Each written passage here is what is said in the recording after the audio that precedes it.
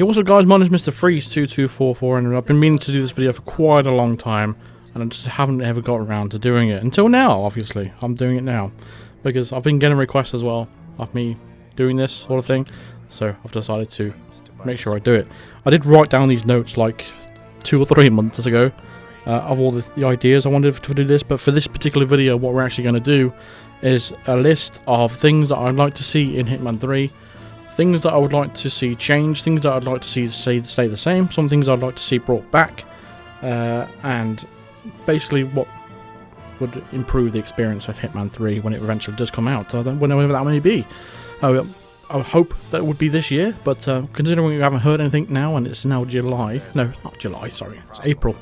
But with everything that's going on in the world right now, who knows what's going to happen and when all this stuff is going to be announced. So hopefully it's sometime this year.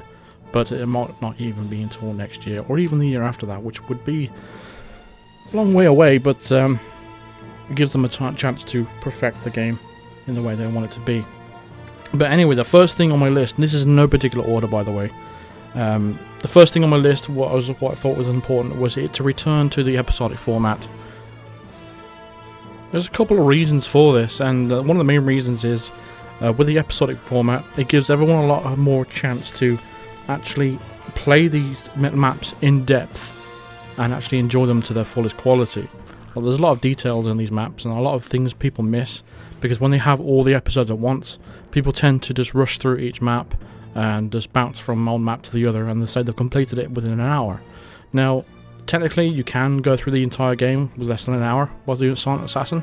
However, that's taken a long time to work out all the different things that are involved in the maps. And I thought, even though I've got a couple of years experience now with Hitman 2, well, a year and a half or so it's been out for, I still feel I know the Season 1 maps inside and out a lot more than Hitman 2 map, purely because I played the Season 1 a lot more. I mean, when Paris eventually came out in March 11th, was it the March 11th? I don't know, I can't remember, but it was 2016 anyway, and it took a few months before Sapienza even came out. So it gives us plenty of time to enjoy Paris, and I think we've been safe to say most of us think Paris and Sapienza are the best maps that they've made in the entire new generation of like the new, you know, Season 1 and Hitman 2. So I just think that returning to episodic format will be much better for the maps, much better for more players' enjoyability, and people won't just brush off all the good maps that are out there. Now, when they bring out all maps at once, they can suffer in quality. I mean, I think they try to do a little bit overboard when it came to Hitman 2 with maps like Mumbai. I think it's just way, way too big, and we'll get to the whole size of the maps thing in a little bit in a little future comment. But I was just saying, I think returning to the episodic format, I think it's just overall better for the game. It just made a lot more sense, and I think it's probably I think I remember them saying at the time that it was the most successful episodic game of its existence when it was around. But apparently sales figures weren't that great, but they were still better than things like, you know, Walking Dead and sort of that. That was also episodic, and things like Life is Strange. But I just think the Hitman suits the episodic format a lot, and from a selfish point of view as well, it helps me generate videos a lot more effectively. Because when Hitman 2 came out, it was honestly, it was so hell for me. It was so bad for me because I had to do like 14. I was doing like 10 to 14 videos a day. It was crazy. I was pushing out. I was on the right in the very edge of my mental capacity. It was just really pushing me to my boundaries of you know, my physical and mental. It was just killing me at the time, really, and I really don't want to do that again when it comes to Hitman 3, and I really do hope they come to some sort of episodic format, even if they released 2 episodes at the start and then release them monthly. I don't mind that at all. If they released everything at once again, I think things are just going to become stale too quickly, just like it has with Hitman 2. I think people were bored in 2 months.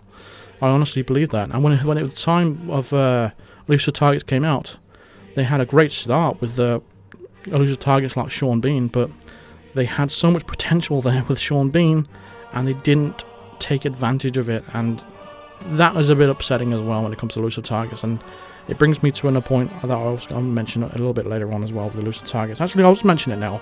Elusive Targets either have to go, or they're going to have to be reworked completely. And if you are going to do with these elusive targets, I don't think there should be time limits anymore.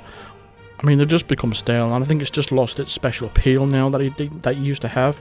Initially, when elusive targets originally came out, they was only available for 48 hours. And that was special about it, because we were always told that they would never come back. This is the one-time option, and they would give you a very little warning of when the elusive targets came out. The 48 hours thing, I thought it was a really cool idea. I think it made you very, very nervous when it came to do the elusive targets. Made you excited because these are unique, and it had some special, feeling about when elusive target day came around, because you only had 2 days to complete it, so the pressure was on. But over the time, people weren't happy with this because people were busy, people had to work, etc., etc., and they eventually increased it. Increase the length of time. They increase the length of warning you of when the target comes out. I mean, now they're telling you when elusive targets are coming out. They're telling you so much details in the briefings. They're practically giving everything away. Diana tells you where the elusive targets are. The elusive targets didn't used to be this easy. They didn't. Season 1's elusive targets were a lot more difficult, and there were a lot more things about them. I mean, as you can see, the mission I'm playing in the background is the Warlord for Season 1, and it's obviously a lot more difficult than a lot of the other missions when it came to Season 2 for the Hitman 2, at least elusive targets, that is. But I just think they either need to rework it or just get rid of them completely. Because at the end of the day, I think people just want to have access to everything there is available in the game right now. We still don't have all the escalations from Season 1 in Hitman 2. We still don't have all the other special stuff from Season 1 in Hitman 2 either, so we just want to play everything again. If everyone wants to play Season 1 elusive targets, why can't we? If the option is there, just let us. It's already in the game. You've just locked it all off. I just don't understand why, at this point in time, after 4 years now, just let everyone have everything.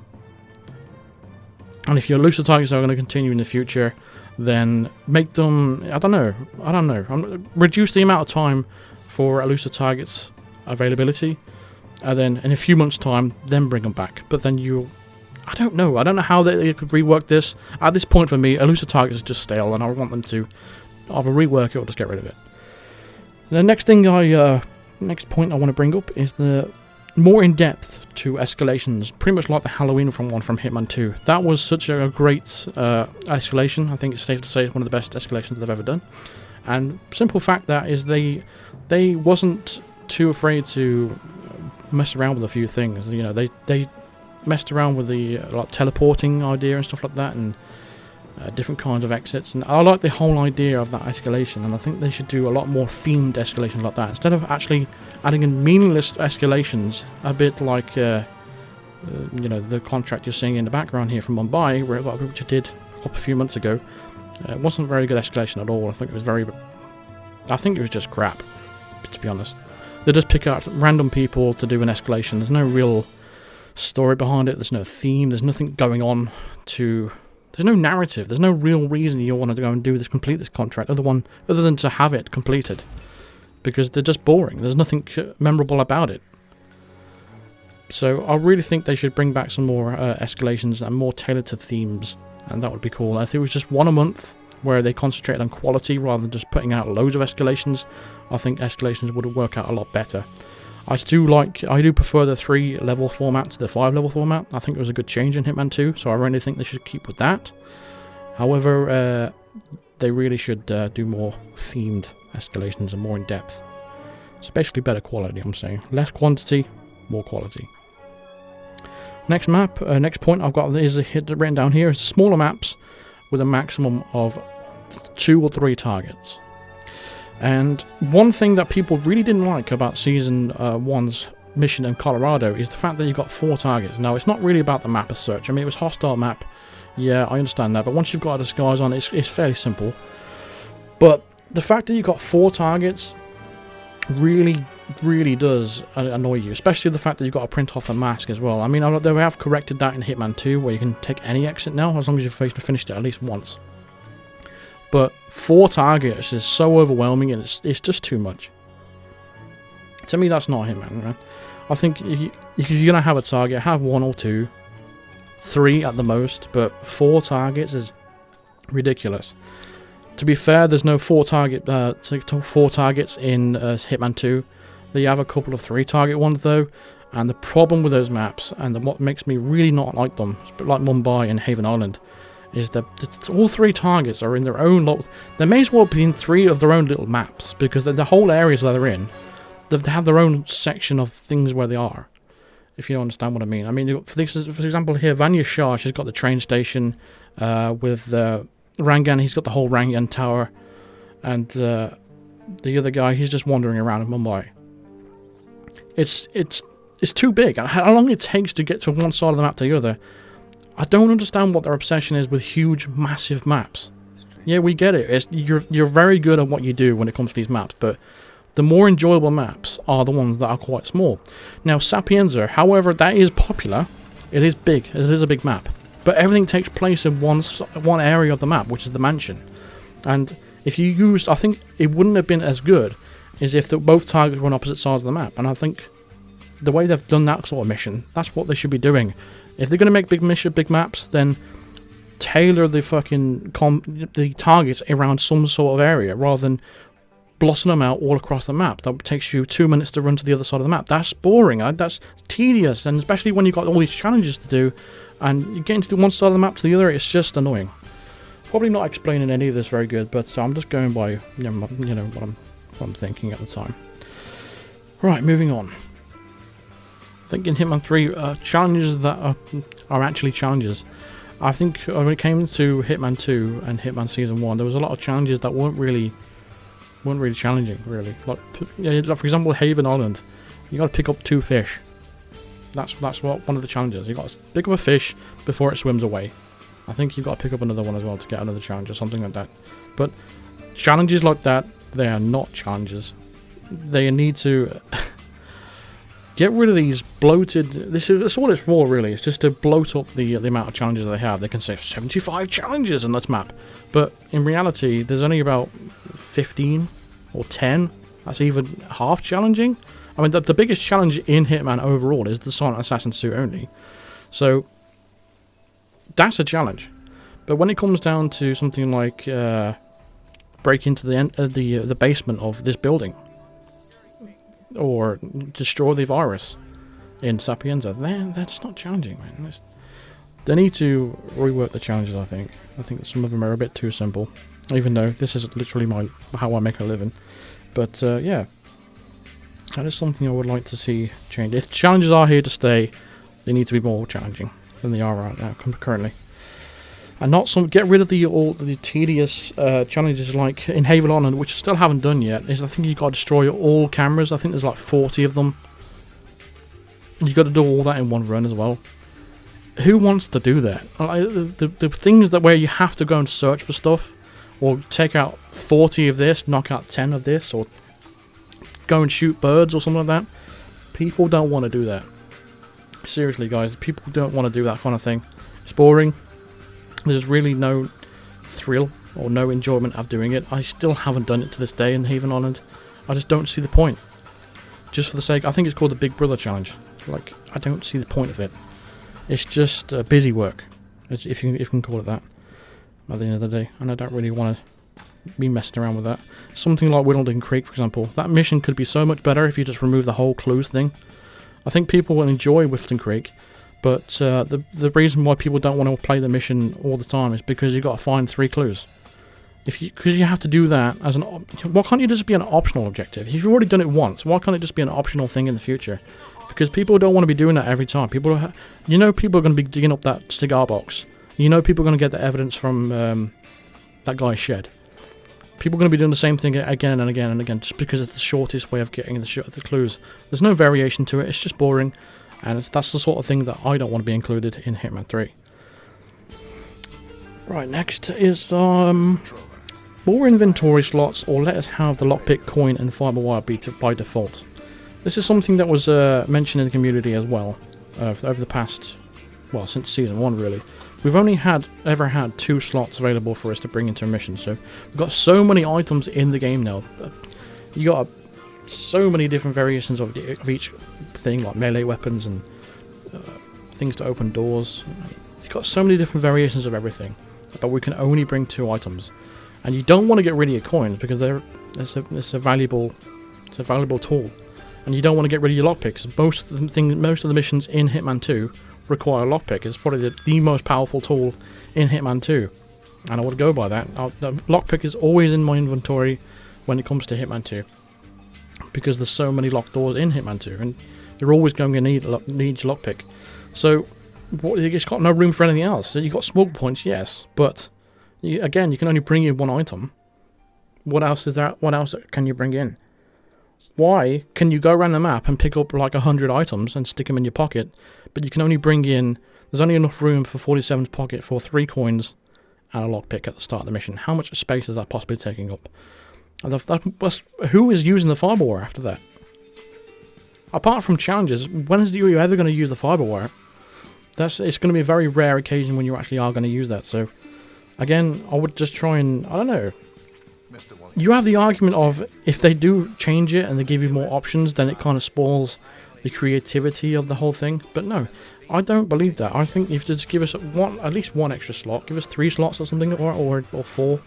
You've got your briefcase, include that as 1 as well. So if you've got 3 slots and your briefcase, then there you go.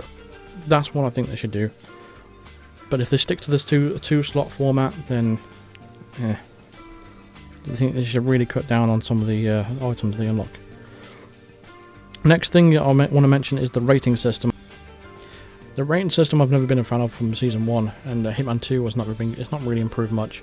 They have slightly improved the system without accident knockouts not counting against your score, which was a good improvement, but it was originally a bug, which it wasn't intended. But because people liked it, they kept it in the game. That just goes to show you what they really think, really, when it comes to the rating system. But it does need an overhaul. I won't go into too much detail about it because TheKotti has already made a video about this rating system, and it's gone into a lot more detail about what you would like to see change, and I would highly recommend watching that video. I think I'll leave a description of that video in the description. I'll leave a link to that video in the description so you can go watch it for yourselves. He goes into a lot of detail, and he goes to tell you what you'd like to see changed and how he would implement a system himself. And I think it was a good idea.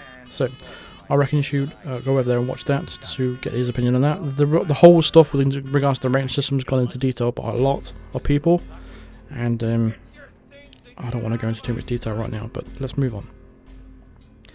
Next thing on my list is getting rid of the sniper assassin mode. Instead, start introducing like a sniper's nest at the start of each mission. So no one really likes the sniper assassin mode anyway. Not many people played it. A lot of people hated it because it was more of a grind. Even you was interested in it for about half an hour, but a lot of the challenges talk about, you know, literally if the missions are 15 minutes long, a lot of the time it will take 9 minutes for some of the challenges to even complete. There's no save points, there's no checkpoints. It's just became a bit of a grind, and it's something that people just didn't really want to do. Just sit there and just. So it was basically fun for about 15 to 20 minutes, or even half an hour, and then people got bored of it. People didn't really like the sniper assassin mode at all, so I reckon they should get rid of that and start making sniper a viable option again. What I mean by that is, in Hitman 2 and Season 1, using a sniper rifle has always been very, very punishing to you, and again, mostly because of the poor rating system that we have. It should not be punishing you for a sniper assassin, because at the end of the day, it's been one of the 47's MO since year dot. The sniper is one of the main things that he's always used. I think it was the first mission that it was a sniper rifle. So you got the sniper rifle, you got the fiber wire, and these two things, these weapons in these games are completely crap. Why would you ever use a fiber wire outside of a challenge? Why would you ever use a sniper rifle outside of a challenge? And to only make a sniper rifle effective, you have to be real close to someone, and just because you have to hide the body. Because if that body gets found, because it's a ballistic kill, the body's going to get found, and it's going to punish your silent assassin rating. So again, nobody's going to use a sniper assassin outside of the challenge itself. So people just don't. What's the point of giving us 7 or 8, 9, 10 sniper rifles if no one's ever going to use it? Like I said, outside of the sniper assassin challenge themselves, it's nice getting all these extra snipers, but make them a viable option again. I mean, like I said, one thing I'd like to see is like a sniper's nest on some of the maps. Get rid of sniper assassin mode and rework the sniper system. Give us a sniper's nest, or give us areas where it would be a basic, but you would find your natural sniper's nest and snipe these targets from a certain distance. Just so people can't cheese it and just you bring the sniper rifle into a mission. Make sure there's like a range or a distance between the target and you before it will count as like a sniper kill. You know, you got your ballistic kill and you got your accident kill, poison kill. Make sniper kill as its own thing. So basically you need to make sure you take the target out with the sniper rifle from a certain distance before it can count. Therefore, it wouldn't affect your rating, and therefore you'd get Silent Assassin and make Sniper Assassin a very viable option again, and all contracts. And imagine how much it would change the game from Season 1, how much you'd want to replay everything again if they changed that and made that a thing. That would be so much cooler, and I think they should seriously give the snipers a bit of more love in Hitman 3, and I'd really like to see that coming over. Next is I want Hitman to return to a more serious tone. I think in Hitman Season 1 and especially Hitman 2 it's become a lot more cheesy. It's been a lot more it's a lot more self-aware when it comes to this sort of thing. Like for example the muffin, I think that was a bit of a joke, but it wasn't a very funny one either. I just don't think it should be going down this route of trying to be funny. People may say that the goofiness has always been there from the original ones, but not to this extent, and it's never been this goofy.